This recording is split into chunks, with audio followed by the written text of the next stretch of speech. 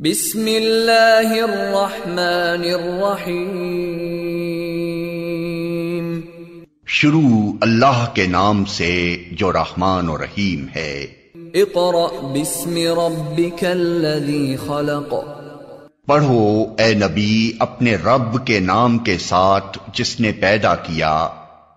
خلق الانسان من علق۔ جمے ہوئے خون کے ایک لوتھڑے سے انسان کی تخلیق کی۔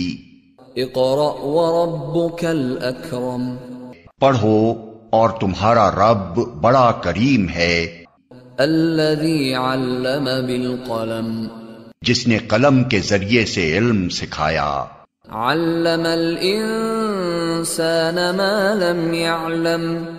انسان کو وہ علم دیا جسے وہ نہ جانتا تھا۔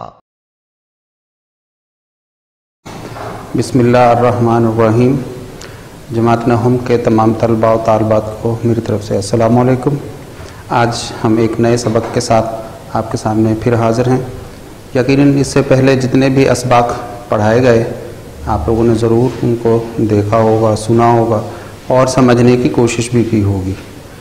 آج بھی ہم دو موضوع لے کر آپ کے سامنے آئے ہیں۔ ایک موضوع ہے اونہ۔ یہ لکھا اونہ ہے لیکن یہ اونہ ہوتا نہیں، بولنے میں یہ ایک لفظ کہتے ہیں نا، اصل میں یہ وہ ہے لیکن لکھنے میں اونہ لکھا جاتا ہے۔ اور لکھا ہے یہ فرت اللہ بیگ صاحب نے، یہ پڑھیں گے۔ اور اس کے ساتھ ساتھ ایک غالب صاحب کی غزل ہے، بہت اچھی سی بہت پیاری سی غزل ہے، انشاءاللہ اس پر بھی بات ہوگی۔ تو پہلے ہم تعارف پڑھتے ہیں فرت اللہ خان صاحب کا۔ فرت اللہ بیگ 1884 عیسوی میں دلی میں پیدا ہوا، اسی لیے ان کی تمام تحریروں میں دلی کی بامحاورہ زبان، سنجیدگی اور پرلطف ادائیگی پائی جاتی ہے۔ اسکول اور کالج کی تعلیم لمحہ دلی میں حاصل کی، دلی میں ہی رہے۔ تعلیم جب مکمل ہو گئی تو یہ حیدرآباد دکن تشریف لے گئے۔ حیدرآباد دکن میں محکمہ تعلیم سے وابستہ ہوا۔ محکمہ تعلیم میں انہوں نے کچھ عرصے کام کیا، اس کے بعد پھر آپ محکمہ انتظامیہ میں چلے گئے۔ انتظامیہ جس کو آج کل ایڈمنسٹریشن کہا جاتا ہے، اس وقت وہ اردو میں انتظامیہ کہلاتی تھی اور آج بھی اردو میں انتظامیہ ہی کہتے ہیں۔ ایڈمنسٹریشن کا جو لفظ ہے یہ انگلش سے آیا ہے، لیکن کام ایک ہی ہوتا ہے، صرف زبان کا فرق ہے۔ تو یہ انتظامیہ کے محکمے میں چلے گئے، وہاں یہ ترقی کرتے کرتے ہوم سیکرٹری کا عہدہ جو کہ بہت بلند عہدہ ہوتا تھا حیدرآباد دکن میں، وہاں تک پہنچے اور مضامین بھی انہوں نے لکھے۔ ایک مضمون ان کا بڑا مشہور ہوا، وہ کیا تھا؟ مولوی نذیر احمد صاحب کی کہانی، کچھ میری اور کچھ ان کی زبانی۔ مثلا یہ پورا نام ہے، یہ صرف الگ الگ نہیں ہے۔ مولوی نذیر احمد صاحب کی کہانی، کچھ میری اور کچھ ان کی زبانی۔ یہ مولوی نذیر احمد کون ہیں؟ آپ سب جانتے ہیں، 9 کلاس اور اپنا 10ویں کلاس کے جو طلبہ ہیں یہ خوب جانتے ہیں ڈپٹی نذیر احمد صاحب کے نام کو۔ یہاں مولوی نذیر احمد صاحب لکھا ہے، ویسے ہے یہ ڈپٹی نذیر احمد صاحب۔ نام ان کا شروع سے مولوی نذیر احمد ہے، چونکہ ڈپٹی کے عہدے تک گئے تھے اس لیے نام کے ساتھ ڈپٹی نذیر احمد صاحب لگ گیا، اور مشہور بھی ڈپٹی کے نام سے ہوئے۔ تو مولوی کا نام جب ساتھ میں آتا ہے تو کچھ اشخاص پہ پریشان ہو جاتے کہ یہ شاید کوئی دوسرا شخص ہے، دوسرا نہیں ہے۔ آپ نے 9ویں کلاس میں ابھی اردو کی جو کتاب ہے اس میں ایک سبق پڑھا تھا، اصغری نے لڑکیوں کا مکتب بٹھایا۔ وہ سبق میرات العروج سے لیا گیا تھا جو کہ ایک ناول ہے، اور وہ ناول لکھا تھا مولوی نذیر احمد صاحب نے۔ ان کی کہانی مرزا اپنا فرت اللہ بیگ صاحب نے لکھی، اس میں کہہ رہے ہیں کہ بھی کچھ میری زبانی، یعنی کچھ باتیں تو میں خود جانتا تھا وہ ڈالی ہوں اس کے اندر، اور کچھ باتیں ہم نے مولوی صاحب سے پوچھ کر کے ان سے تحقیق کر کے اس کو اس میں لکھا ہے۔ اس کے بعد ایک اور انہوں نے کتاب لکھی تھی، اس کا نام تھا دہلی کا یادگار مشاعرہ۔ دہلی مشاعروں کی آماج گاہ بنا ہوا تھا۔ اس وقت کے جو بادشاہ تھے بہادر شاہ ظفر، وہ خود ایک شاعر تھے اور مشاعرے وہ ترتیب دیتے رہتے تھے، مشاعروں کی محفل چلتی رہتی تھی۔ تو وہاں دہلی میں ایک بہت بڑا مشاعرہ ہوا تھا. اس مشاعرے کی یادگار یہ کہتے ہیں دہلی کا ایک یادگار مشاعرہ, اس پر بھی انہوں نے قلم اٹھایا اور کچھ کتابیں لکھی, وہ مضمون لکھا. یہ دونوں کتابیں اور مضمون جو ہیں ان کی خاصی مشہور ہوئیں. اس کے اندر جیسے کہ آپ کو بتایا ہے کہ دلی میں پیدا ہوئے تھے, تو دلی کی زبان میں محاورے کا استعمال بہت زیادہ ہوتا تھا. آپ نے سبق پڑھا ابھی جو اصغری نے لڑکیوں کا مکتب بٹھایا, اس میں بھی ایک محاورہ استعمال ہوا تھا, بچہ بغل میں ڈھنڈورا شہر میں. یہ محاورہ ہے. یہ بھی محاورے جو ہوتے ہیں یہ پوری زندگی کا نچوڑ ہوتے ہیں, یعنی چند الفاظ میں پوری کہانی بیان کر دینا, یہ محاورے کا لب لباب ہوتا ہے. عام الفاظ میں یوں کہہ سکتے ہیں سمندر کو کوزے میں بند کرنا, یہ محاورہ ہے. پوری کہانی کیا کہنی, چند الفاظ میں بات کہہ دینا, یہ محاورے میں آتا ہے. تو دلی میں بہت محاورے چلتے تھے, اور ڈپٹی نذیر احمد صاحب کا تو جتنا بھی آپ ناول پڑھیں گے اس میں بھی محاورے ملیں گے. فرت اللہ بیگ صاحب جو ہیں یہ بھی چونکہ دلی سے تعلق رکھتے تھے, لہٰذا ان کی کتابوں میں بھی محاورات ملتے ہیں. اس کے علاوہ آپ سنجیدہ ظرافت کا مطلب آپ کی تحریروں میں سنجیدگی بھی پائی جاتی, لیکن اس وقت جو ہم سبق پڑھیں گے وہ سنجیدہ نہیں ہے, اس کے اندر تھوڑا سا مزاح اور تھوڑا سا طنز بھی ہے. ٹھیک ہے, طنز بھی آپ کو نظر آئے گا اور مزاح بھی تھوڑا سا اس میں ملے گا, اور یہ سنجیدہ میں شمار نہیں ہوتا. لیکن زیادہ تر آپ نے جو ہے سنجیدہ کا مطلب ہوتا ہے جس کو آج کل سیریس کہتے ہیں, آپ اردو میں سنجیدہ کہتے ہیں اسے. ٹھیک ہے, اس طرح کے مضمون لکھے جاتے ہیں. واقعہ نگاری بھی یہ بڑے اچھے طریقے سے لکھ لیتے ہیں, یہ ان کی اردو کے نثر پاروں میں بڑا ان کا مقام ہے. اور یہ تمام جتنے بھی ان کے مضامین ہیں مضامین فرد کے نام سے شائع ہو چکے ہیں. اور 1947 عیسوی کا سن جب آیا تو وہ ان کے لیے اس دنیا میں آخری سال ثابت ہوا, اور 1947 میں فرت اللہ بیگ صاحب اپنے خالق حقیقی سے جا ملے. اس طرح کم و بیش 64 سال کی عمر بنتی ہے. 64 سال کی عمر میں ہی انہوں نے بڑے بڑے شاہکار قسم کے مضامین لکھ دیے. آج جو ہم مضمون پڑھیں گے وہ اونہ کے نام سے ہوتا ہے, لکھا اونہ ہے لیکن عام الفاظ میں یہ کر دیا جاتا ہے. کا لفظ آپ نے سنا تو ہوگا, بہت ساری جگہوں پہ استعمال بھی ہوتا ہے. شروعات سبق کی جو ہے وہ طالب علموں سے ہو رہی ہے, اور ہمارا جو خطاب ہے وہ بھی طالب علموں سے ہے. یقیناً آپ یہاں جو بات کہی جا رہی ہے اس کو سمجھنے کی بھی کوشش کریں گے. طنز تو ہے لیکن اس میں ایک سبق بھی ہے کہ اگر آپ اپنے وقت کو, اپنے ٹائم کو طریقے سے استعمال کریں گے تو امتحان کے وقت میں آپ کو پریشانی نہیں ہوگی. پھر آپ کو نہیں کرنا پڑے گا, نہیں کرنا پڑے گا, بلکہ جو رپورٹ کارڈ آپ کو ملے گی وہ آپ کے چہرے پہ بشاشت لے آئے گی. ٹھیک ہے, اب دیکھتے ہیں, شروع کرتے ہیں. بات کیا ہے, طالب علموں کو دیکھو تو ان کا زور سب سے زیادہ انہی میں پاؤ گے. طالب علموں کو دیکھا جائے تو کا سب سے زیادہ لفظ ان کے ہاں استعمال ہوتا ہے. کس طرح, سال بھر تو کھیل کود کر گزارا اور امتحان کا وقت آیا تو کہہ کے جان چھڑا لی.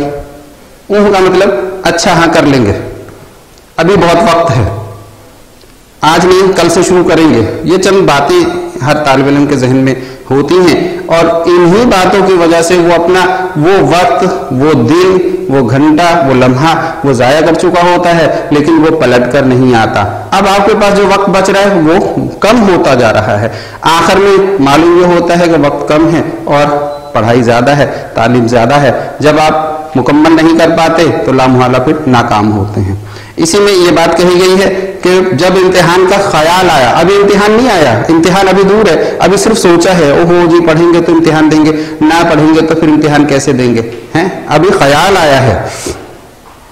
یہ کہیں گے اور اچھا ٹھیک ہے کل سے پڑھنا شروع کریں گے, یہ بھی ایک جملہ آتا ہے, ٹھیک ہے جی کل سے شروع کریں گے.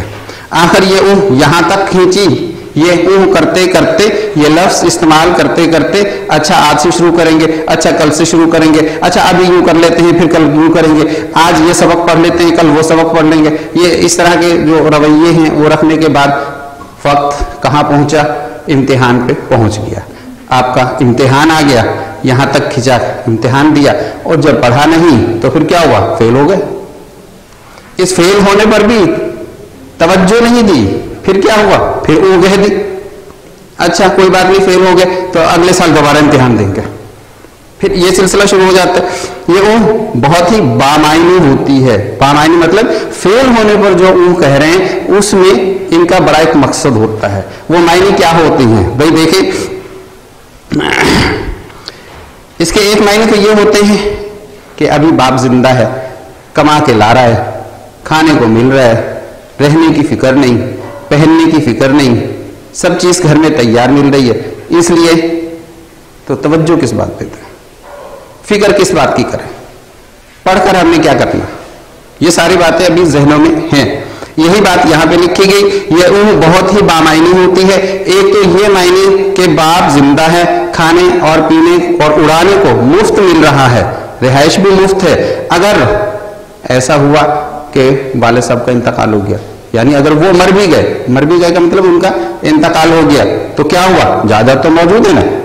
باپ اگر مرے گا تو کچھ نہ کچھ چھوڑ کر ہی مرے گا, کچھ نہ کچھ تو جائیداد ہوگی, ہے اس جائیداد کے سہارے بھی زندگی بسر کریں گے. یہ طرز چل رہا ہے کہ تعلیم نہ حاصل کرنے کی صورت میں پھر یہ باتیں آتی ہیں جو اون کر کے بیٹھ جاتے ہیں. یہ جو کہہ دیتے ہیں اچھا ٹھیک ہے بعد میں دیکھ لیں گے, بعد میں کیا دیکھ لیں گے, وقت تو اب ہے پڑھنے کا, سمجھے.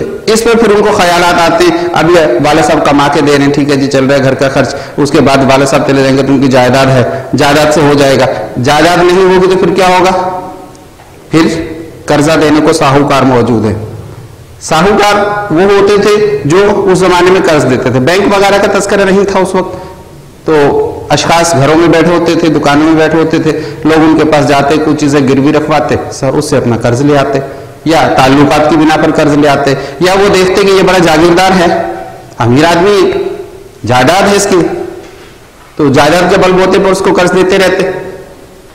بعد میں پتا ہے کہ جائیداد تو ہے نا, کہاں جائے گا, اس وجہ سے اس کو ساہوکار کہتے تھے. آج کل یہ ساہوکار کا کام جو ہے وہ بینک کر رہا ہے, لیکن بینک اتنی آسانی سے نہیں کر رہا جتنی کہ ساہوکار کر رہا تھا.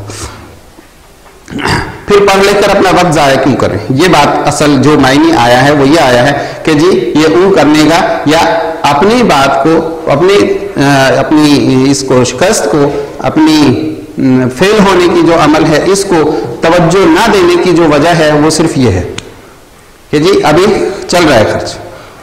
دوسرے معنی یہ ہے کہ ابھی تو ہماری عمر ہی کیا ہے. دوسری طرف وہ یہ سوچتے کہ ابھی عمر ہی کیا ہے, ایک آدھ دفعہ فیل ہوگا تو کون سا فرق پڑے گا. بھائی فرق کیوں نہیں پڑے گا, بات یہ ہے 2 سال پہلے تم 2 سال چھوٹے تھے, اب 2 سال بڑے ہو گئے. اگر آپ اس وقت 14 سال کے تھے تو آج 16 سال کے ہو گئے. اب اس کا مطلب کیا ہے کہ آپ 18-20 سال کی عمر میں میٹرک کریں گے. یہی بات ہو رہی ہے اس میں. ابھی ہماری عمر ہی کیا ہے, صرف 18 برس کی تو ہوئی ہے. دوسرے معنی یہ ہے کہ ابھی ہماری عمر ہی کیا ہے, صرف 18 برس ہی کی تو ہوئی ہے. اگر مڈل میں کے امتحان میں 2-4 بار فیل ہو بھی گئے تو کیا حرج ہے. اب یہ مڈل کس کو کہتے ہیں, مڈل تو انگلش کا لفظ ہے, اب سمجھ میں آ جانا چاہیے. مڈل ویسے درمیان کو کہتے ہیں. مڈل کا جو معنی ہے اردو میں جو معنی ہے وہ درمیان ہے. اب درمیان میں کون سی کلاس ہے, دیکھیں ایک طرف پرائمری ہے, ایک طرف سیکنڈری ہے, ان دونوں کے بیچ میں کون سی کلاس ہے, 6, 7, 8. ان کلاسوں یعنی 8 کلاس کو مڈل کہا جاتا تھا, یہ درمیان میں تھی. یہاں لوئر سیکنڈری بھی آج کل اس کو کہا جاتا ہے, پہلے اس کو مڈل کہا جاتا تھا. 8ویں کلاس کو مڈل کہا جاتا تھا, اور 9ویں 10ویں جو ہے یہ سیکنڈری میں شمار ہوتی تھی یا ہائی میں بھی شمار ہوتی تھی. پہلے اس کو ہائی اسکول کہا جاتا تھا, ہائی کلاسز کہا جاتا تھا, آج کل یہ سیکنڈری میں آ گئی ہیں. امتحان میں 2-4 دفعہ فیل ہو چکے تو کیا حرج ہے, یعنی کہ فیل ہو بھی گئے تو کیا حرج ہے. 30 سال کی عمر کی میں بھی انٹرویو کر ہی لیں گے. 30 سال کی عمر تک بھی انٹر کر لیا یا پاس ہو گیا تو سفارش کے بل بوتے پر کہیں نہ کہیں تو چپک ہی جائیں گے, کہیں نہ کہیں تو ہمیں نوکری مل ہی جائے گی. ابا جان کے تعلقات بہت ہیں, پیسہ بہت ہے, پیسہ دے کر لے لیں گے, یا پھر سفارش کے بل بوتے پر مل جائے گی. یہ ہم نہیں کہہ رہے کتاب میں لکھا, بھائی کتاب سے پڑھ کر سنا رہے ہیں ہم, ٹھیک ہے. یہ مت سمجھنا کہ سر نے کہا تھا اس طرح, تو سر نے کہا تو میں نہیں کہہ رہا بھائی, یہ کتاب میں لکھ کر. یا کم سے کم ولایت جانے کا قرض تو ضرور مل جائے گا. اب ولایت کیا چیز ہے, یہ کچھ الفاظ بیچ میں ایسے ایسے آ رہے ہیں جو شاید کہ آپ نے پہلی دفعہ سنے ہیں. ولایت کہتے ہیں وہ باہر ملک, جس طرح انگلینڈ کو ولایت کہا جاتا تھا, انگلستان.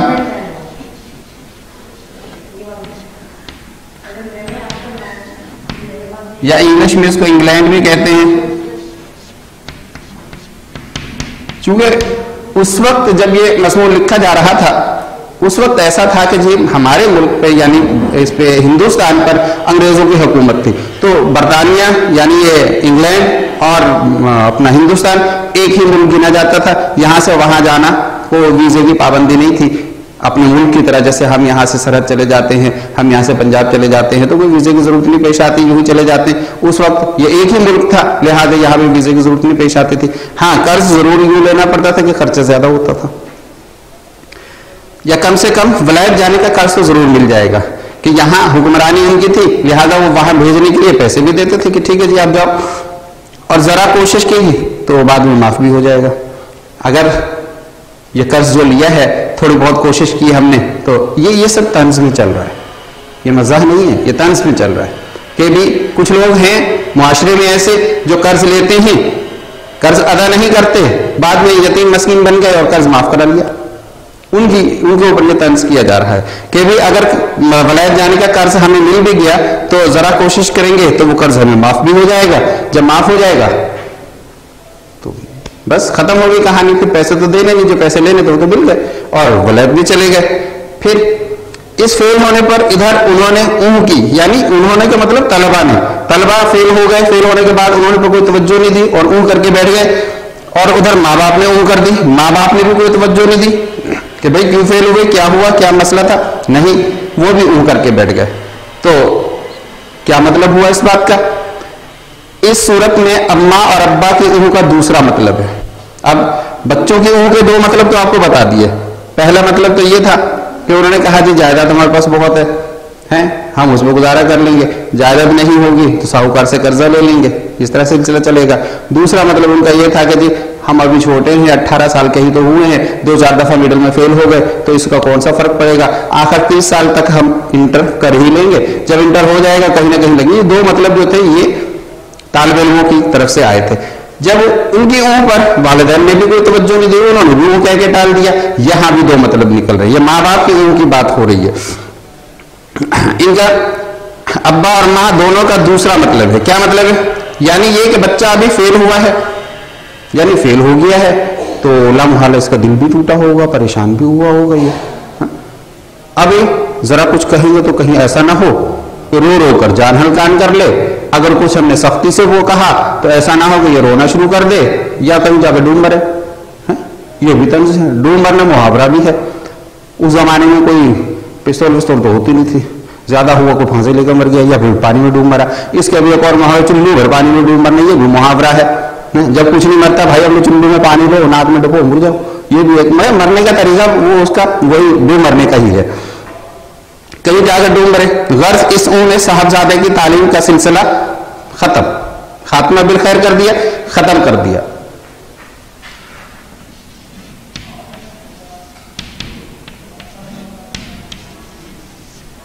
خاتمہ بالخیر، اختتام یا ختم کر دینا، خیر سے ختم تعلیم ہو گئی. ماں باپ کو ڈر ہوا کہ بیٹا کہیں ڈوب نہ مرے ہیں، اور بیٹے کو ماشاءاللہ فکر نہیں، اما ابا کی جائیداد بہت ہے اور ولایت جانے کے قرضے بھی اس کو مل رہے ہیں، سب کچھ مل رہا ہے. بھائی کیا ضرورت ہے پھر اس کو پڑھنے کی. آخر نتیجہ کیا نکلا؟ تعلیم کا سلسلہ ختم. یہ تو طالب علموں کی اون ہوئی، یعنی ایک سلسلہ ختم ہوا.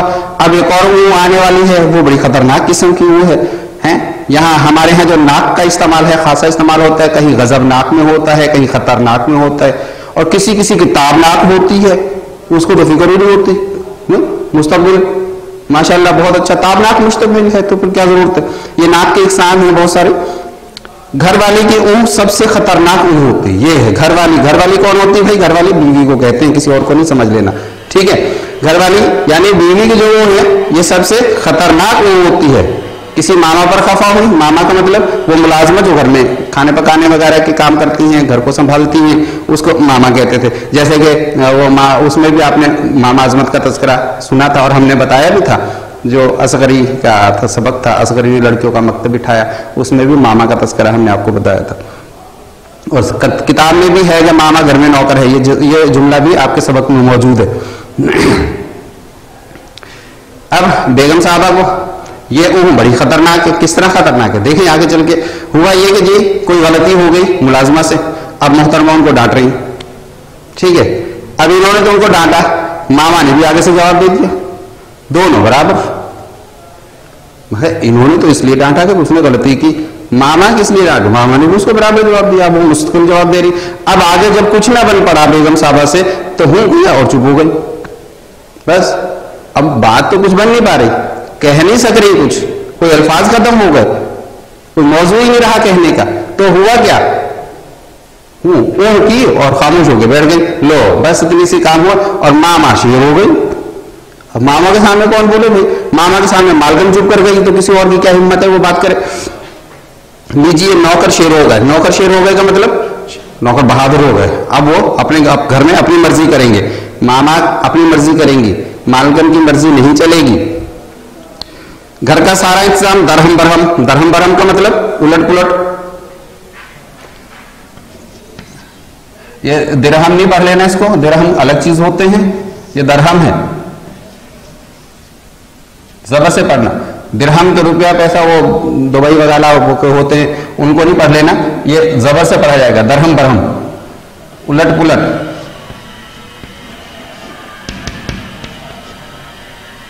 بگاڑ، بگاڑ بھی کہہ سکتے ہیں، درہم برہم ہو گیا، بگاڑ ہو گیا. خود ان کے اختیارات سلب، گھر کی حکومت ان سے چھن ماماؤں کے ہاتھ میں آ گئی.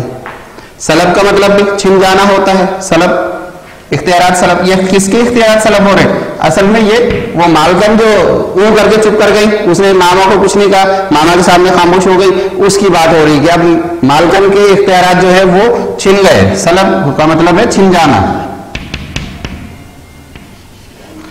کسی چیز کا اختیار ختم ہو جانا. اب ماما کا اختیار چلے گا، مالکن کا اختیار یہاں سے ختم ہو گیا. گھر کی حکومت ان سے چھن گئی. پھر کیا ہوا، کوئی چیز چوری ہو گئی، بیگم صاحب نے ادھر ادھر ڈھونڈا، کچھ تھوڑا بہت شور مچایا، آخر کیوں کر کے بیٹھ گئے. گھر میں کوئی چیز گم ہوئی. اب یہ نہیں کہہ رہے کہ ماما نے چوری کر لی، ماما کی چوری کا تذکرہ نہیں ہے، گم ہو گئی، وہ کسی بھی طرح گم ہو سکتی ہے. گھر میں سے کوئی چیز گم ہو گئی، مالکن آئی، اس نے تھوڑا بہت شور مچایا، آخر میں اون کر کے چپ کر گئی. نتیجہ کیا نکلا، اب ماما ہے تو ماما کے سامنے کون بولے گا، چپ ہو گئی. اب کیا ہے، اب کیا ہوا، اس اون کا مطلب کیا ہوا، جب مالکن اون کر کے بیٹھ گئی، اس کو گھر کی فکر نہ رہی تو پھر ہوا کیا، آئے دن پٹاری میں سے پان چھالیا کتھا بھائی. اب پٹاری کیا ہوتی ہے، پٹاری وہ کھجور کے پتوں سے یا گندم کی بال جس پہ لگی ہوتی ہے، ڈنڈی ہوتی ہے اس کے نیچے، اس کو نلی بھی کہتے ہیں، اس میں سوراخ ہوتا ہے، اس سے بنائی جاتی ہیں. بہت سارے پہلے خواتین بناتی تھی، آج کل تو یہ بنی بنائی بھی نہیں ملتی.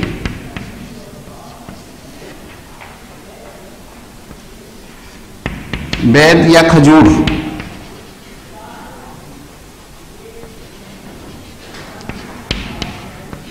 کھجور کے پتوں سے بنی ہوتی ہے.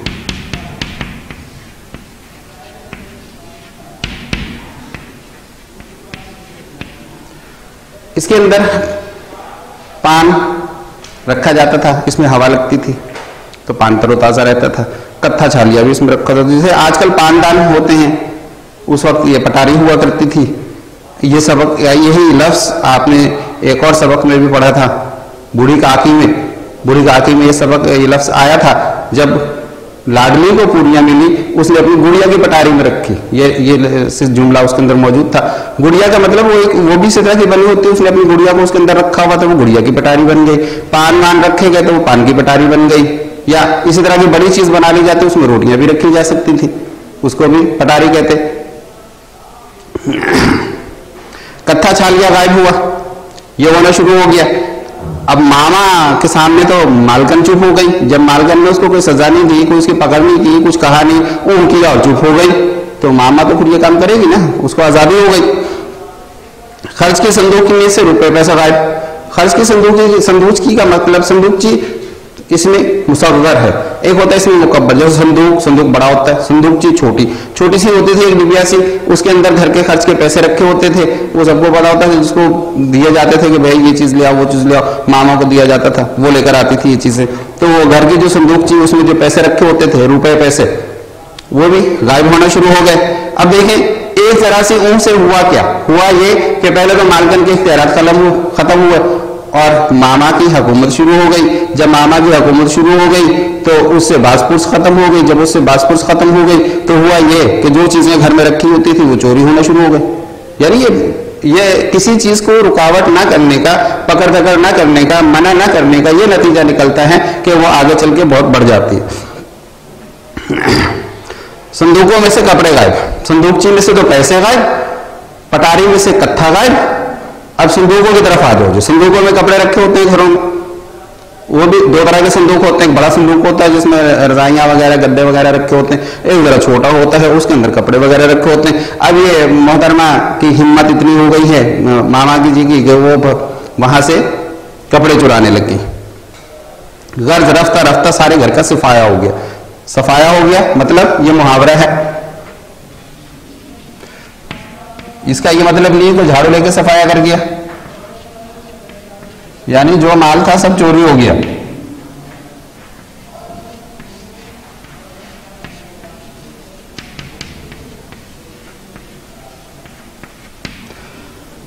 اب اتنے سارے کام جب ماما نے کرنا شروع کیے تو رفتہ رفتہ آہستہ آہستہ پورے گھر کا صفایا ہو گیا. ماما تھوڑی تھوڑی کر کے ساری چیزیں وہاں سے چرا کے لے گئی. ماما نے کوئی رکابی توڑ ڈالی. رکابی کسے کہتے ہیں؟ رکابی یہ لفظ اس سے پہلے آپ ایک سبق میں پڑھ چکے. وہ سب تھا ڈسٹرکٹ بورڈ کی ڈسپینسری. اس میں بھی وہ صاحب کیا نام ان کا قدرت اللہ شہاب صاحب نے لکھا تھا کہ وہ جو بنگلے میں گئے تھے ڈاک بنگلے میں، اس کی چھت تو نہیں تھی لیکن اس میں رکابیاں موجود تھیں. رکابیاں کا مطلب پلیٹ. آج کی جس میں سالن روٹی رکھی جاتی اس کو رکابی کہا جاتا تھا پہلے. یہ ہمارے ہوتے تک بھی استعمال ہوتا رہا، ہمارے گھر میں بھی استعمال ہوتا رہا. ہماری والدہ محترمہ بھی رکابی ہی کہتی تھی. ماما نے کوئی رکابی توڑ ڈالی. شکایت ہوئی، انہوں نے اپنی وہی پرانی اون کا استعمال کیا. رکابی اصل میں دو طرح کی ہوتی ہے. ایک تام چینی کی رکابی ہوتی تو وہ تو نہیں ٹوٹتی تھی. اسٹیل کی رکابیاں ہیں وہ نہیں ٹوٹتی ہیں. لیکن جو مٹی کی بنی ہوتی ہیں یا مٹی چینی کی ہوتی ہیں یا ایک وہ چینی کا جو سیٹ آتا ہے پورا وہ ٹوٹنے والا ہوتا ہے، اس کی رکابیوں کی بات ہو رہی ہے. مثلا اب اسٹیل کی کوئی مارے گا وہ تو نہیں ٹوٹیں گی نا، اور مارنے میں اسٹیل کی ہی چاہیے تاکہ ٹوٹے نہ. ماما نے کوئی رکابی توڑ ڈالی، وہ رکابی ٹوٹ گئی، پلیٹ ٹوٹ گئی. شکایت ہوئی، بیگم صاحبہ کو شکایت کی گئی کہ ماما نے یہ رکابی کی پلیٹ توڑ دی. تو بیگم صاحب نے اپنی اون کی اور وہیں خاموش ہو گئے. نتیجہ یہ ہوا کہ تھوڑے دنوں کے بعد الماری کے پیچھے سے ٹوٹی ہوئی رکابیوں کا ڈھیر برآمد ہوا. ٹوٹی ہوئی پلیٹیں. اب پلیٹیں ٹوٹتی وہ صاحبہ کیا کرتے الماری کے پیچھے چھپا دیتے. جب الماری ہٹائی گئی تو معلوم ہو کہ پورا سر ٹوٹا ہوا وہاں سے مل رہا ہے کہ خاصے صندوق بھر گئے. بچوں نے کوئلے سے دیواروں پر لکیریں کھینچ دی. یہ اس زمانے کی بات ہے جب گیس نہیں تھی. کوئلہ ہر گھر میں ہوتا تھا اور کوئلے سے لکھا بھی جاتا تھا. کہیں کہیں دیواروں پہ کہیں لکھنا ہو فرش پہ تو کوئلے سے. بعض اوقات وہ حساب کے سوال جو ہے وہ کوئلے سے ہی حل کر لیے جاتے تھے فرش کے اوپر بیٹھ کر. بچوں نے کوئلے سے دیواروں پر لکیریں کھینچی. دیواروں پر پینسل سے کیڑے مکوڑے بنا ڈالے. پینسل بھی استعمال ہوتی تھی، اس سے بھی کیڑے مکوڑے بنائے. پہلے تو یہ تھوڑی بہت بگڑی کا مطلب تھوڑی بہت ناراض ہوئی. بگڑی کا مطلب بگڑ بھی نہیں تھی، بالکل سے ناراض ہوئی، غصہ ہو گئی. وہ دیواروں پر نشان دیکھ کر کے، دروازوں پر نشان دیکھ کر کے یا مختلف جگہوں پہ جو نشان لگے ان نشانوں کو دیکھ کر کے بیگم صاحبہ پہلے تو تھوڑی سی بگڑ گئی، آخر میں پھر وہی اون کی اور چپ ہو گئی.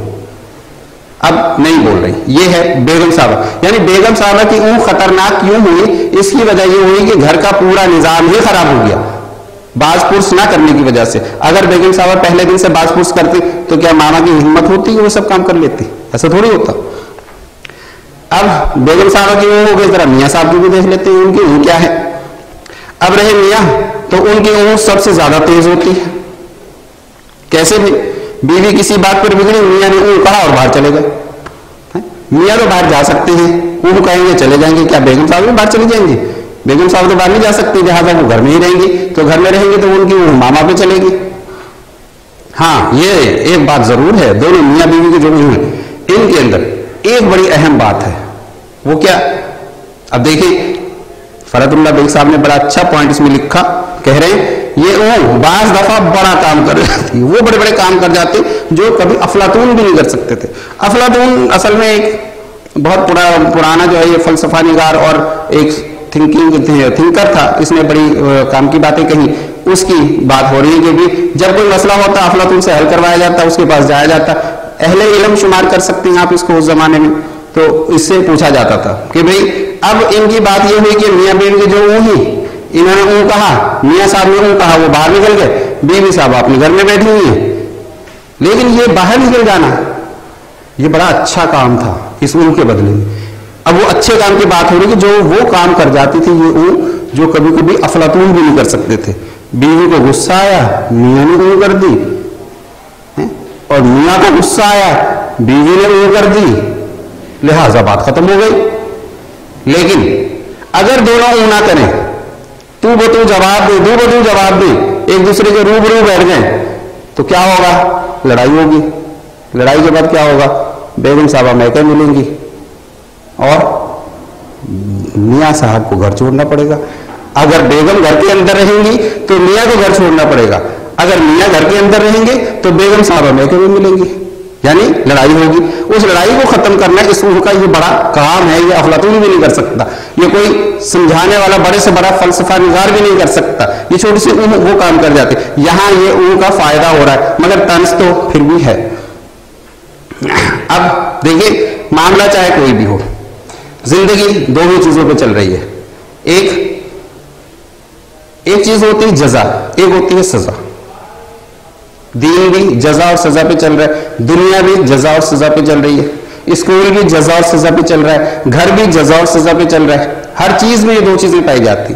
इन्हीं दो चीजों में आगे चल के फतह और शिकस्त आती है, यानी दो ही काम होंगे, या तो फतह होगी या शिकस्त होगी। जिस तरह अब मामा ने घर में देखा शोर मचाया तो बेगम साहबा ने शिकस्त तस्लीम कर ली, वो चुप कर गई। हर मामले की दो ही सूरतें हैं, फतह या शिकस्त, और दोनों सूरतों में ऊँ नुकसानदेह साबित होती है। यहां ये ऊँ का नुकसान है। कैसे? देखिए, अगर किसी ने फतह पर ऊँ कर दी तो इसका मतलब उसने फतह को फतह नहीं समझा, और अगर किसी ने शिकस्त पे ऊँ कर दी तो इसका मतलब उसने शिकस्त को शिकस्त नहीं समझा। जब दोनों चीजें बराबर हो जाएंगी तो फतह और शिकस्त का तो नाम ही खत्म हो जाएगा। तरीका क्या है? बात यह है कि अगर फतह आपको हासिल हो गई तो आपने अपनी हिम्मत की कदर नहीं की, ऊँ कह के आप चुप कर गए, तो आपको फतह हुई, आपको तो खुश होना चाहिए, आपको बढ़ा चढ़ा के बयान करना चाहिए, आपको अपने अंदर इसकी कुव्वत समझनी चाहिए कि मैं इस काबिल था तो मैंने यह काम कर दिया है। ये ऊँ कह के आप अपनी सारी हिम्मत को, आप अपनी सारी ताकत को, आप अपने सारे किए हुए पर पानी फेर देते हैं, यानी अपनी हिम्मत को, अपनी ताकत को, अपनी कुव्वत को, अपनी सोच को, अपने सारे अमल को आपने कुछ नहीं समझा, खत्म कर दिया उसे। जबकि अगर यही शिकस्त पे की जाए तो सोचने की सलाहियत खत्म कर दी। आप सोचें बैठ के, शिकस्त हुई तो क्यों हुई, कौन से अवामल थे, उन अवामल का हल ढूंढना चाहिए था, तो जाके आप ऊँ कह के बैठ गए, यानी शिकस्त को भी आपने किसी खाते में नहीं डाला। यहां फतह और शिकस्त का मतलब आप थोड़ा सा गौर करेंगे तो ये इम्तिहान में आता है, पास और फेल। अगर आप पास हुए हैं तो आप ये देखें कि भी आपने कहां कहां मेहनत की, क्योंकि अगले इम्तिहान में वहां दोबारा मेहनत की जरूरत पड़ेगी। और अगर आप फेल हो गए, आपने गौर नहीं किया कि मैं फेल हुआ तो क्यों हुआ, उस क्यों का जवाब आपने, उस क्यों का हल नहीं निकाला, कोई ढूंढा नहीं, तलाश नहीं किया, तो फिर ये आपके लिए नुकसानदेह साबित होती है। ठीक है, यहां यही दो बातें बताई गई कि जी जिसने फतह को फतह नहीं जाना, फतह को फतह नहीं जाना, जिसने फतह पर ऊँ की, इसने गोया अपनी हिम्मत की कदर नहीं की, यानी फतह को फतह नहीं जाना उसने, वो आज नहीं डूबा तो कल डूबेगा, कि जब वो इस चीज पे तवज्जो नहीं देगा, शुक्रगुजार नहीं होगा तो हिम्मत करके वहीं बैठ जाएगा, तो फिर वो आज नहीं डूबेगा तो मतलब आज नाकाम नहीं होगा तो कल हो जाएगा। दुनिया में वही लोग कुछ कर सकते हैं जो फतह को फतह और शिकस्त को शिकस्त समझे। फतह को फतह समझने का मतलब यह है कि उसको अपनी हिम्मत पर भरोसा होना चाहिए, आइंदा के लिए वो उससे ज्यादा तरक्की करेगा, उससे ज्यादा हिम्मत करेगा, तभी तो तरक्की करेगा। अगर वो वहीं बैठ जाएगा फिर वो तरक्की नहीं कर सकता। जबकि अब रहे वो वाले जो लापरवाही से शिकस्त को और फतह को बराबर समझते हैं, इनका बस अल्लाह ही मालिक है। दुनिया से अगर न मिट जाएंगे तो कम से कम जूतियां हमेशा जरूर खाएंगे, कि जो लोग اپنی شکست پر، اپنی ناکامی پر غور نہیں کرے گا، ان عوامل پر غور نہیں کرے گا جن کی بنا پر اس کو ناکامی ہوئی، تو وہ ضرور دنیا میں شکست کھائیں گے اور جوتیاں ہی جاٹیں گے اور کیا کریں گے۔ یہ ہمارا آج کا سبق جو کہ مرزا فرحت اللہ بیگ صاحب نے لکھا، اس میں سوال نمبر 4 تھوڑا سا توجہ طلب ہے۔ اس میں لکھا ہے جی مندرجہ ذیل الفاظ میں سے سابقے اور لاحقے الگ الگ کر کے لکھیں، یعنی الفاظ ملا کر دیے گئے ہیں، اس میں سے الگ الگ کرنا ہے۔ پہلے تو دیکھیں سابقہ کیا ہوتا ہے، سابقہ کسے کہتے ہیں؟ سابقہ کا مطلب ہوتا ہے پہلا، پچھلا، پہلے آنے والا۔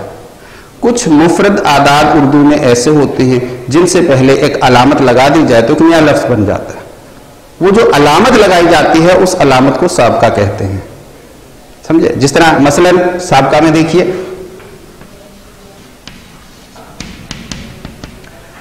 مفرد اعداد سے پہلے لگائی جانے والی ایک ایسی علامت جس سے لفظ نیا بن جائے وہ سابقہ کہلاتی ہے۔ فرض کیا نون الف نا، بظاہر تو یہ کوئی لفظ نہیں، لیکن جب یہ مناسب کے ساتھ ملے گا، نا کو ملائیں گے ہم مناسب کے ساتھ تو کیا بنے گا؟ نا مناسب۔ یہ نا جو ہے یہ سابقہ ہے، مناسب تو لفظ ہے، مفرد لفظ ہے یہ، ٹھیک ہے، اور نا جو ہے یہ سابقہ ہے۔ اسی طرح اس میں ایک اور لفظ ہے لا، لا کے ساتھ اگر ہم ملائیں حاصل، حاصل ایک لفظ ہے، لا ایک علامت ہے، ان دونوں کو بنائیں گے تو یہ بن جاتا ہے لا حاصل، لا حاصل، یہ ایک نیا لفظ بن گیا۔ اور یہ لا حاصل جو ہے یہ حاصل کا الٹ بن گیا۔ حاصل کا مطلب کچھ لینا، حاصل کرنا، لا حاصل کا مطلب کوشش تو کی لیکن ملا کچھ نہیں، ٹھیک۔ اسی طریقے سے ایک اور لفظ ہوتا ہے اسے کہتے ہیں لاحقہ۔ لاحقہ کا مطلب بعد میں آنے والا، تعریف تقریباً اسی طرح ہے، مفرد اعداد کے بعد میں آنے والی علامت لاحقہ کہلاتی ہے، اس سے بھی نئے لفظ بن جاتے ہیں۔ جس طرح ایک لفظ ہے انگیز، انگیز کے ساتھ اگر پہلے، انگیز سے پہلے اگر ہم لگا دیں شر تو یہ بن جائے گا شرمگیز۔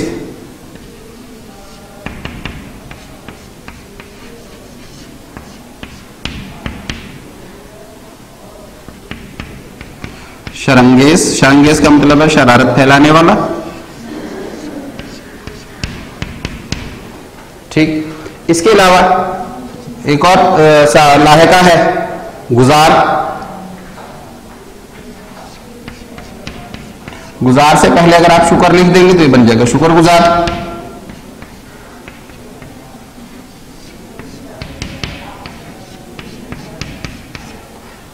یہ الفاظ اس میں دیے ہوئے ہیں، بد نصیب، بدقسمت، داغدار، لا علاج، پائیدار، شکر گزار۔ اس میں یہاں اپنے سابقے اور لاحقے الگ کرنے ہیں۔ بد نصیب میں بد سابقہ ہے، بدقسمت میں بد سابقہ ہے، داغدار میں دار لاحقہ ہے، لا علاج میں لا جو ہے یہ سابقہ ہے، پائیدار میں دار جو ہے یہ لاحقہ ہے، شکر گزار میں گزار ہے یہ لاحقہ ہے۔ یہ آپ کو جو حل ملا ہے اس کے اندر کر بھی دیا گیا ہے، حل بھی کر دیا گیا، لیکن اسی لیے یہاں پہ بتا بھی دیا گیا۔ اب آپ دیکھیے گھر کا کام،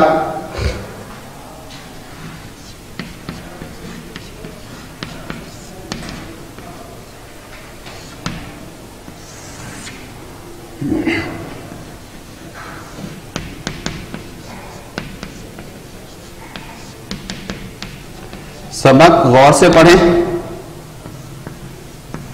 اور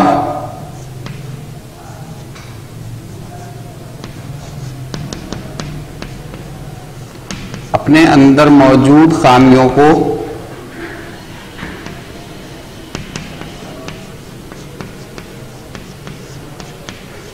اس سبق کو پڑھنے سے جو خامیاں آپ کو اپنے اندر نظر آتی ہیں ان خامیوں پہ غور کریں اور ان کو ختم یا کم کرنے کی کوشش کریں۔ پہلے تو کم کرنے کی کوشش کریں، تب وہ دھیرے دھیرے ختم ہوگی، ایک دم سے ختم نہیں ہوتی۔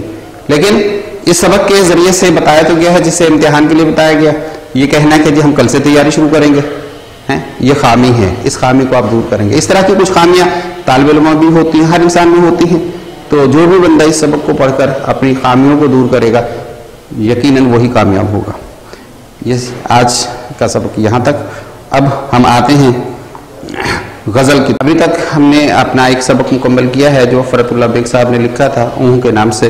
اب دوسرا ٹاپک جو ہمارے پاس ہے غزل غالب صاحب کی غزل. اور ظاہر ہے غالب ہے تو اسد اللہ خان غالب صاحب ہی نے لکھا ہوگا اسے. اس کے بارے میں تھوڑی سی بات ہوگی، لیکن اس سے پہلے ہم مرزا غالب صاحب کے بارے میں تھوڑی سی بات کریں گے. مرزا غالب صاحب ایک بڑے مشہور و معروف شاعر ہیں اردو کے، بلند پایا شاعر ہیں اردو کے. ان کا بڑا ایک نام ہے، ایک ان کا اور ایک علامہ اقبال صاحب کا. علامہ اقبال صاحب کا موضوع الگ ہے، ان کا موضوع الگ ہے، لیکن ان کا جو مقام ہے اردو شاعری میں وہ کسی اور شاعر کو نصیب نہیں ہوا. مرزا صاحب 1797 اس وقت یہ پیدا ہوئے آگرہ میں. ابھی 6 سال کے ہی تھے کہ ان کے والد صاحب کا انتقال ہو گیا. پھر ان کے چچا نے ان کی دیکھ بھال کی، ان کو سنبھالا. تو 10 سال 12 سال تھے، چچا کا انتقال ہوا تو پھر یہ اپنی ننیال میں آ گئے. 13 سال کی عمر میں شادی ہو گئی اور دلی میں رہائش اختیار کی. انہی دنوں میں مقصد زیادہ سے زیادہ 14-15 سال کی عمر ہوگی جب انہوں نے شاعری پر کرنا شروع کی. پہلے انہوں نے اپنا تخلص اسد رکھا، اپنی شاعری میں لفظ اسد استعمال کرتا ہے. اور پرانے شاعر غزلیں جو ان کی نظروں سے گزریں گی اس میں ان کا لقب تخلص جو ہے وہ اپنا اسد ہی ملے گا. لیکن ایک اور اسد صاحب تھے، وہ بھی ایک شاعری کرتے تھے، اپنا تخلص استعمال کرتے تھے اسد. تو دو اشخاص جب ایک ہی اپنا تخلص استعمال کریں گے تو شعر میں پہچان نہیں رہتی. ان کو جب اس بات کا علم ہوا تو ان کے جو ماموں تھے، جو ننیال والے تھے رشتہ دار، انہوں نے کہا کہ بھائی تم اپنا تخلص تبدیل کر لو. جب انہوں نے تخلص تبدیل کرنے کا کہا تو انہوں نے پھر غالب اپنا تخلص تجویز فرمایا. تو جب سے اس کے بعد ان کی جو بھی شاعری ہوئی ہے، جو بھی غزلیں انہوں نے کہیں، نظمیں کہیں، تو اس میں انہوں نے اپنا نام اپنے نام کے ساتھ غالب ہی لکھا. دلی میں رہتے تھے، بہت سارے ان کے اصحاب بھی تھے، اور شاعری تو خیر ان کا اوڑھنا بچھونا تھی. پرانے زمانے کی جو غزلیں ہوتی تھیں ان میں انہوں نے تھوڑی سی جدت پیدا کی، خوبصورتی پیدا کی، جدید بنا دیا شاعری کو. مثلا فلسفہ، سیاست، معاش اور معاشرت وغیرہ کی کچھ ایسی چیزیں تھیں جو انہوں نے شاعری میں شامل کی، جس کی وجہ سے شاعری میں ایک نیا انداز پیدا ہوا، ایک نئی خوبصورتی پیدا ہوئی. الفاظ کا چناؤ بھی ان کا بڑا بہترین ہوتا تھا. کئی الفاظ لوگوں کے سمجھ میں بھی نہیں آتے. جس طرح وہ ایک ان کی غزل ہے، اس کا شعر ہے: مدت ہوئی ہے یار کو مہما کیے ہوئے، جوش قدا سے بزم تقاضا کیے ہوئے. اب یہ دوسرا جو مصرع ہے بڑی توجہ کے بعد سمجھ میں آتا ہے، ایسے نہیں آ جاتا کہ پڑھا اور سمجھ میں آ گیا. نہیں، یہ ایک شاعر کا مقام ہوتا ہے کہ وہ اپنے الفاظ کس طرح استعمال کرتا ہے. کتابیں تو ان کی زیادہ تر جو نثری کتابیں ہیں، نثر میں بھی انہوں نے بہت کچھ لکھا ہے. جب نثر کی بات آئے گی تو اس پہ انشاءاللہ بات کریں گے. لیکن نثری کتابوں کے علاوہ شاعری میں ان کے دو کتابیں ہیں، ایک دیوان غالب جو کہ اردو میں ہے، اور ایک کلیات غالب جو کہ فارسی میں ہے. فارسی میں بھی انہوں نے شاعری کی ہے. ان کی شاعری بہادر شاہ ظفر صاحب کو پسند آئی. اب وہ وجہ بتائیں گے جو یہ غزل جس کی بنا پر بنی، جس وجہ سے یہ غزل جو ہم پڑھیں گے وہ بنی، وہ وجہ ہم تھوڑی سی آپ کو بتانا چاہیں گے. بات یہ ہوئی تھی کہ یہ غالب صاحب ایک دفعہ اپنے مصاحبوں کے ساتھ، اپنے ساتھیوں کے ساتھ، اپنے دوستوں کے ساتھ ایک جگہ بیٹھے ہوئے تھے. تو گلی میں سے استاد ذوق کی سواری گزر رہی تھی. استاد ذوق جو تھے یہ اس وقت کے جو بادشاہ تھے ہندوستان کے، بہادر شاہ ظفر، ان کے استاد تھے، یعنی بادشاہوں کے استاد تھے. وہ کیا مرتبہ تھا ان کا، مرتبہ اچھا بڑا تھا. تو وہ جب یہاں سے ان کے سامنے سے گزرے تو مرزا غالب صاحب نے ایک فکرہ ان کو اوپر چست کر دیا. بیٹھے بٹھائے: کیا ہوا ہے شاہ کا مصاحب پھر ہے اترا کا. فکرہ یہ مقصد یہ مصرع کہہ لیں آپ، ایک شعر کا مصرع. بعد میں انہوں نے اس کے ساتھ دوسرے مصرے لگا کے پوری غزل ہی لکھ ڈالی. اب یہ بات انہوں نے کہہ دی کس کو؟ استاد ذوق کو. استاد ذوق صاحب بڑے نخرے والے آدمی ہیں، ظاہر ہے نخرہ تو ہوگا، وہ بادشاہ کے استاد ہے. یہاں کوئی سپاہی کا استاد ہو جائے تو اس کے نخرے لیے پڑتے، تو بادشاہ کا استاد تو پھر اور کچھ ہو جاتے ہیں. انہوں نے جا کے بادشاہ سلامت کو شکایت کر دی، جی اس طرح طرح بات ہوئی ہے. بادشاہ سلامت نے اپنا مشاعرہ رکھوا لیا اور مرزا غالب صاحب کو بطور خاص بلایا. مرزا غالب صاحب کو آگے جی بات ہوئی. ابھی مشاعرہ شروع نہیں ہوا لیکن بات چیت شروع. بادشاہ سلامت نے پوچھا استاد ذوق سے، ہاں بھی کون تھے؟ استاد ذوق تو نہیں بولے لیکن ان کے ساتھ جو ان کے کارندے بیٹھے ہوئے تھے نا شاگردان، انہوں نے پیچھے سے کہہ دیا ہاں جی استاد کی شان میں گستاخی کی گئی. کس نے کی؟ غالب صاحب نے کی. غالب صاحب وہاں موجود تھے. بادشاہ سلامت نے غالب صاحب کو بلا لیا. ہاں جی آپ نے کچھ کہا؟ غالب صاحب نے کہا ہاں جی کہا. ہاں بھی کیا کہا؟ انہوں نے یہ مصرع پڑھ دیا، ہوا ہے شہ کا مصاحب پھرے ہے اتراتا. کہنے کہ یہ میں نے طنز پر نہیں کہا. اب غالب صاحب کا جواب ہے کہ طنز پر نہیں کہا بلکہ یہ میری ایک نئی غزل ہے، اس کا جو مقطع ہے اس کا مصرع اولا ہے.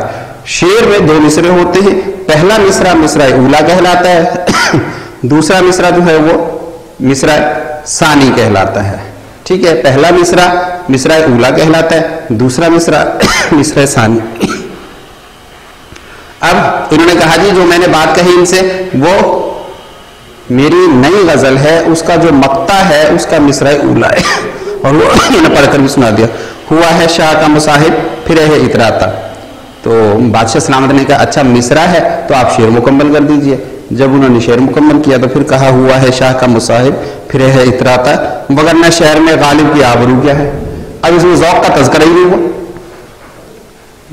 بادشاہ سلامت کو شعر بڑا پسند آیا، واہ یہ مقطع ایسا ہوگا تو پھر غزل کیا ہوگی، پوری غزل کہیے. اب مشاعرہ شروع ہی غالب صاحب سے ہو رہا ہے. غالب صاحب یہ پوری غزل جو تھی یہ ان کے گوش گزار دی. ہم پوری غزل پہلے آپ کو سنا دیتے، اس کے بعد انشاءاللہ پھر اس کے ایک ایک شعر کی تشریح کریں گے. ہر ایک بات پہ کہتے ہو تم کہ تو کیا ہے، ہر ایک بات پہ کہتے ہو تم کہ تو کیا ہے، تم ہی کہہ دو یہ انداز گفتگو کیا ہے. چپک رہا ہے بدن پر لہو سے پیرہن، چپک رہا ہے بدن پر لہو سے پیرہن، ہماری جیب کو اب حاجت رفو کیا ہے. جلا ہے جسم جہاں تو دل بھی جل گیا ہوگا، جلا ہے جسم جہاں دل بھی جل گیا ہوگا، کوڑے دیتے ہو اب جو راکھ تو جستجو کیا ہے. رگوں میں دوڑتے پھرنے کے ہم نہیں قائل، جب آنکھ ہی سے نہ ٹپکا تو پھر لہو کیا ہے. رہی نہ طاقت گفتار اور اگر ہو بھی تو کس امید پہ کہیے کہ آرزو کیا ہے. ہوا ہے شاہ کا مصاحب پھرے ہے اتراتا، وگرنہ شہر میں غالب کی آبرو کیا. یہ غزل جیسے ہی انہوں نے پڑھی تو ان کے پڑوس میں ایک اور شاعر بیٹھے ہوئے تھے. ان کے ہاتھ میں ایک پرچہ تھا، وہ پرچے کو بس یوں مروڑ بھی لیتے تھے، ہاتھ میں رکھ لیتے تھے، یوں کر کر کے بیٹھے ہوئے. تو اس نے فوراً ان کا پرچہ چھینا. انہوں نے سوچ سمجھا کہ بھائی یہ پرچے پہ لکھ کے لایا ہوگا. وہ پرچہ جب دیکھا پرچہ خالی، پرچے پہ کچھ بھی نہیں لکھا ہوگا. اب معلوم یہ ہوا کہ صاحب نے وہیں بیٹھے بیٹھے پھر بدھی یہ پوری غزل کہہ دی صرف ایک مصرے کے کہنے پر. ایک مصرے کو سچ ثابت کرنے کے لیے بادشاہ سلامت کے سامنے بیٹھے بیٹھے اسی وقت پوری غزل کہہ دی. حالانکہ لکھی نہیں تھی، پہلے سے نہیں لکھ کے لایا ہوا، بس وہی وہ پرچہ تو دکھاوے کے لیے رکھا ہوا تھا کہ ہاں ہمارے پاس کچھ ہے، لیکن اس میں تھا کچھ نہیں. یہ وہ غزل ہے. ٹھیک ہے، اب ہم آتے ہیں اس کی شاعروں کی تشریح، شعر کی تشریح کی طرف. حوالہ کیسے لکھیں گے؟ شعر کی تشریح سے پہلے تو حوالہ لکھا جائے گا. حوالہ مندرجہ بالا شعر ہمارے اردو کی نصابی کتاب کی غزل غالب صاحب کی غزل سے لیا گیا ہے، جو کہ ہمارے اردو کی نصابی کتاب میں ہے. غالب صاحب اردو شاعری کے بہت بڑے شاعر ہیں، اردو زبان کے بہت بڑے شاعر ہیں، اور ان کا شمار بلند پایا شعراء میں ہوتا ہے.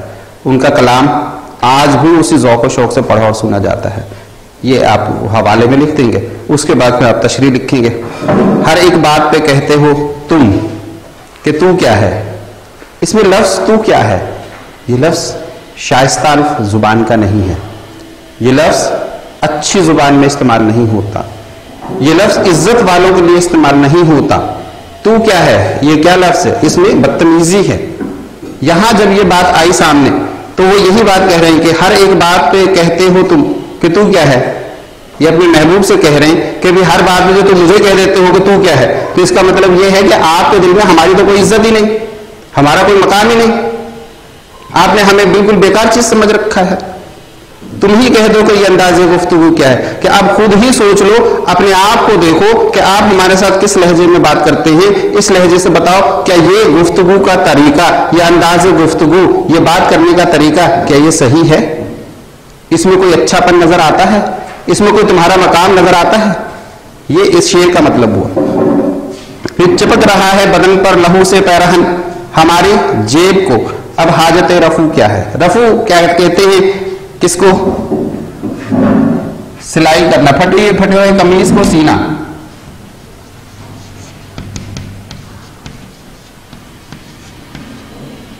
کپڑے کو قمیص ہی کوئی ضروری نہیں ہے, کپڑا کوئی بھی ہو سکتا ہے.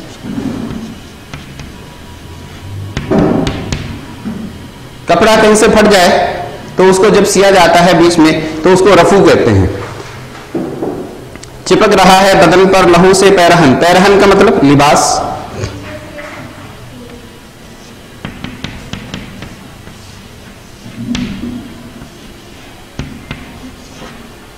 پیرہن کا مطلب ہے لباس.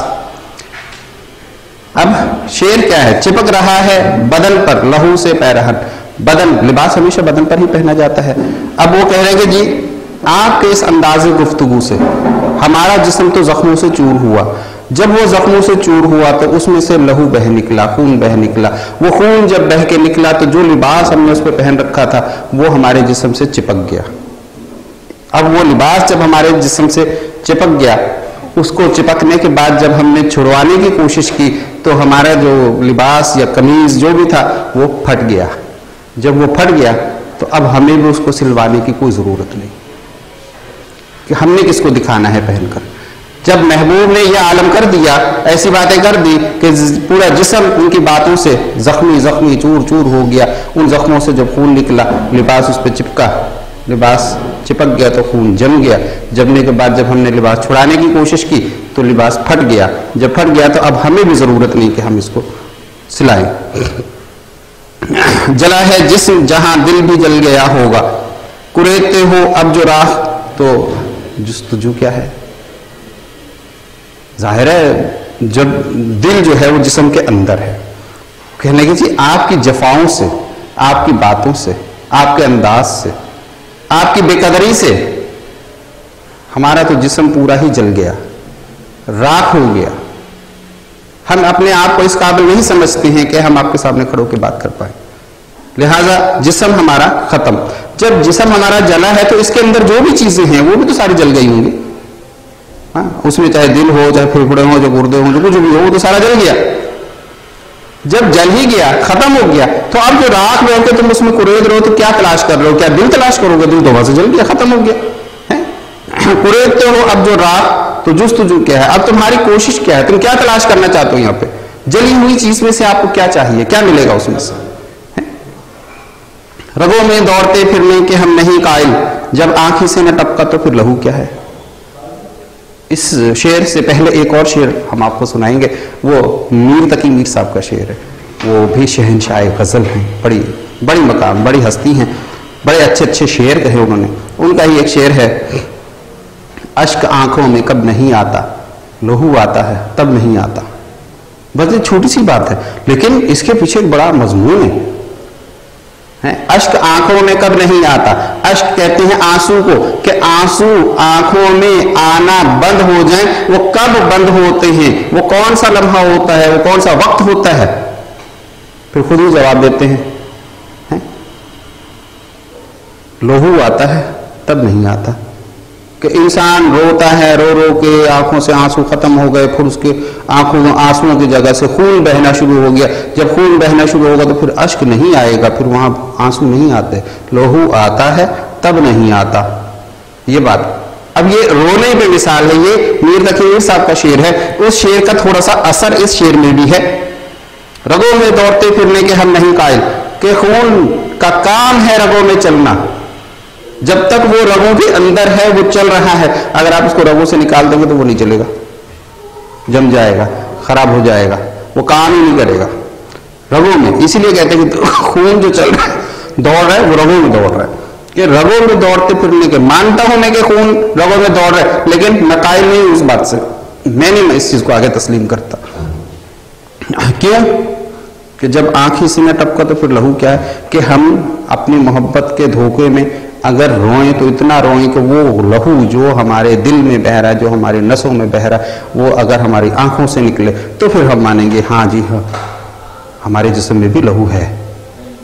صرف دوڑتے پھرنے کے اس کو ہم تسلیم نہیں کرتے ہیں.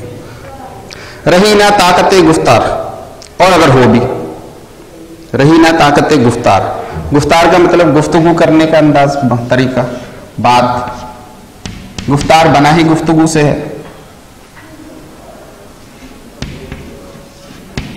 باتیں کرنا. رہی نہ طاقت گفتار، جب ہم میں بات کرنے کی ہمت ہی نہیں رہی، طاقت ہی نہیں رہی.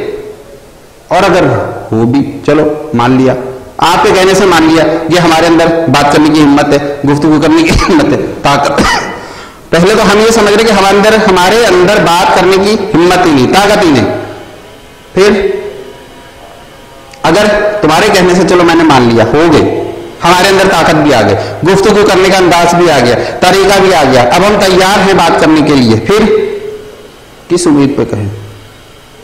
تو کس امید پہ کہیے کہ آرزو کیا؟ تو پھر ہم کیا امید لے کے اپنے محبوب کے سامنے جائیں کہ اپنی آرزو بیان کریں کہ جی ہم یہ کہنا چاہ رہے ہیں آپ سے؟ کون سی آرزو بیان ہوگی وہاں پہ؟ کچھ بھی نہیں. کس امید پہ کہیے کہ آرزو کیا ہے؟ کہ پہلے تو ہمارے اندر بولنے کی طاقت ہی نہیں. اگر چلو آپ کے کہنے سے ہم نے اپنے اندر طاقت پیدا کر لی تو امید بھی تو ہو کہ آگے وہ ہماری بات کو سنیں. اس نے تو ہماری بات کو سننا ہی نہیں. تو کس امید پہ لے کے جائے اس کے سامنے ہم اپنی بات؟ ہوا ہے شاہ کا مصاحب پھرے ہے اتراتا.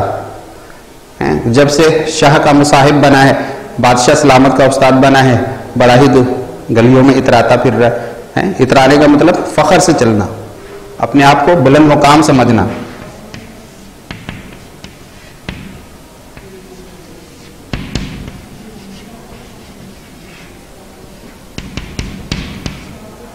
ہوا ہے شاہ کا مصاحب کہ جب سے بادشاہ سلامت کا مصاحب بن گیا، ان کا ساتھی بن گیا، ان کا استاد بن گیا، ان کا بڑا بن گیا، ان کے ساتھ بیٹھنے والا بن گیا، ان کا قریبی بن گیا، تو گلیوں میں اترا کے چل رہا ہے، فخر سے چل رہا ہے.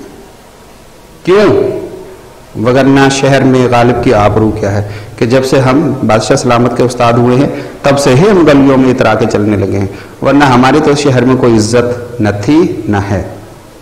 ٹھیک، یہ اس آخری شعر کی تشریح ہوئی. اس میں آگے چل کے دو باتیں ہیں، ایک مطلع اور ایک مقطع.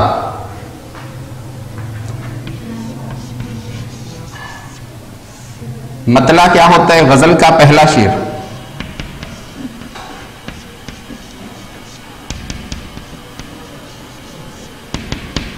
غزل کا پہلا شعر جس کا ہم قافیہ ہونا ضروری ہے، وہ ہم قافیہ بھی ہو، پہلا شعر بھی ہو اور ہم قافیہ بھی ہو.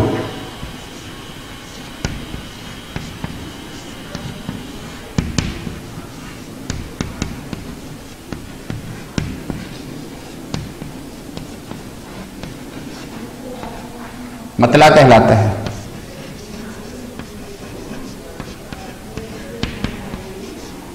اور اس کے بعد مقطع. مقطع کا لفظ بنا ہے قطع سے. قطع کا مطلب ہوتا ہے توڑ دینا، ختم کر دینا. غزل کا آخری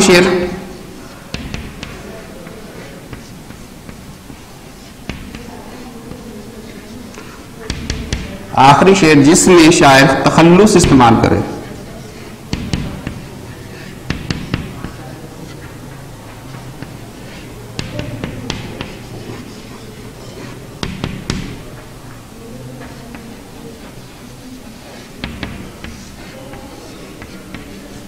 وہ مقطع کہلاتا ہے.